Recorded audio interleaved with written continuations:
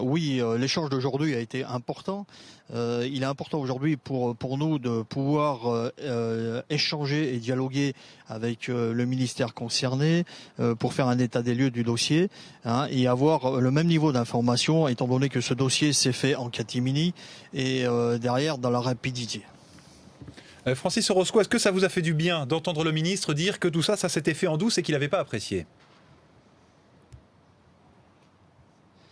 Bien sûr que ça nous fait du bien, parce que aujourd'hui, ce fleuron industriel qui s'appelle Alstom est quand même une entreprise française avec un savoir-faire, une technologie française et des brevets français.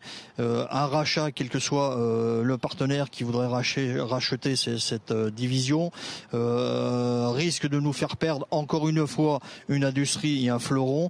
On a comme exemple, et dans nos souvenirs, ce qui s'est passé pour Péchinet il y a quelques années en arrière. Aujourd'hui, il ne reste plus rien de Péchinet. Est-ce que derrière, on s'oriente de la même manière pour ce qui est d'Alstom et pour ses conséquences futures pour les emplois et les établissements?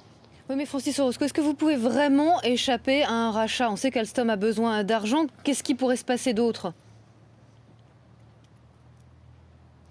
Alors c'est vrai que Alstom aujourd'hui a des difficultés financières, mais nous pensons pas que la précipitation dans un rachat est peut-être une solution rapide et favorable.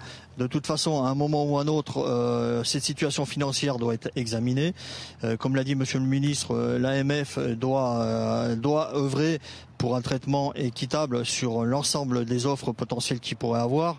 Ça fait que c'est un peu prématuré pour savoir un petit peu comment nous pourrons nous orienter pour sauver cette entreprise.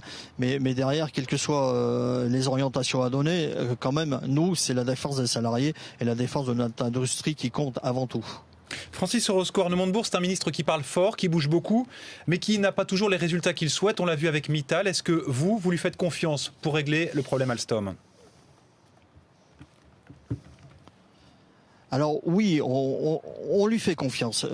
C'est vrai que c'est un homme qui bouge beaucoup, c'est un homme qui parle beaucoup, mais vous savez que derrière, si on fait pas beaucoup d'animation, rien ne se passe. Ça fait qu'aujourd'hui, il est important que chacun ait une motivation, autant du côté du ministère que du côté des partenaires sociaux et des salariés, afin de se faire entendre et essayer de trouver les solutions ensemble et communes.